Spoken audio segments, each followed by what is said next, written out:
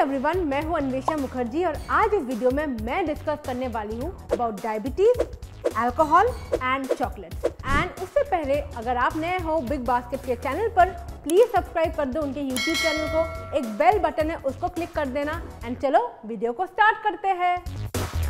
Now I know बहुत सारे misconceptions and ideas है if people who are diabetic or pre-diabetic can they consume alcohol or not, can they consume chocolates or not। कोई बात नहीं, आज इस video में हम कुछ ऐसे टॉपिक पर डिस्कस करने वाले हैं और देखने वाले हैं कि इन चीज़ों को हम कैसे इंक्लूड कर सकते हैं एंड इन डिटेल्स हम समझेंगे। बट उसके लिए वीडियो को प्लीज एंड तक देखिएगा। तो चलो let's roll.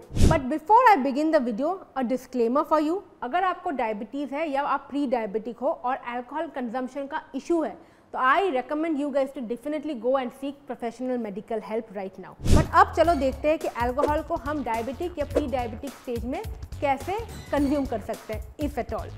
Okay, to begin with let's go ahead कि अल्कोहल से क्या हमारी blood sugar level spike up होती है, इंक्रीज होती है।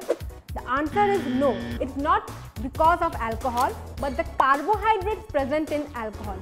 इसका मतलब कुछ अल्कोहल में कार्ब इंटेक ज़्यादा होती है जिसके वजह से हमें शुगर स्पाइक ब्लड में ज़्यादा हो जाती है, कुछ अल्कोहल में वो कम रहती है। जैसे कि for example beer and white wine, इन दोनों में कार्बोहाइड्रेट का मात्रा बहुत ज़्यादा है।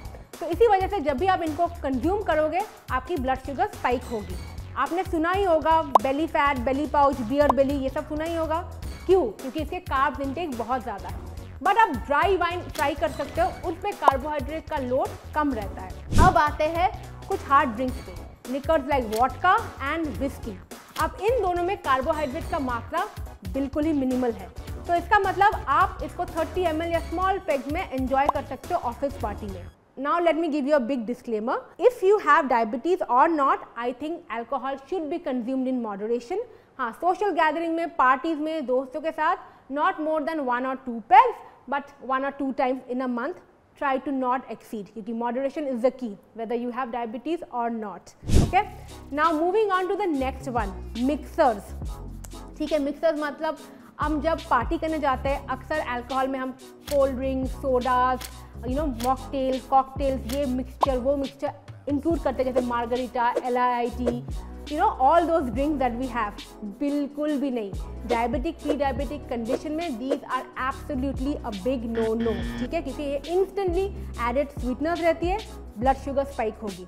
तो इसका मतलब अगर आप हार्ड लिकर ले रहे हो, जैसे मैंने पहले पॉइंट में बताया, आप नॉर्मल पानी के साथ लो, आइस के साथ लो, या थोड़ा सा सोडा ऐड कर सकते हो, but no mixers at all. So जैसे कि मैंने बताया, moderation is the key for everything. और अगर आपको डायबिटिक या प्री डायबिटीज है तो आपको एक और चीज़ में ध्यान रखना होगा, that is you have a lot of fibre in your diet along with your alcohol. और आपको खाली पेट अल्कोहल तो कतई नहीं लेना चाहिए। Your choice of snacks matter the most when it comes to consuming alcohol. Now you need to also monitor your blood sugar levels before having alcohol and after having alcohol if you have diabetes. Second thing is that I already spoken about the kind of alcohol you can consume and the kind of mixers of spirits that you can have. I hope you try these hacks out and be responsible in drinking.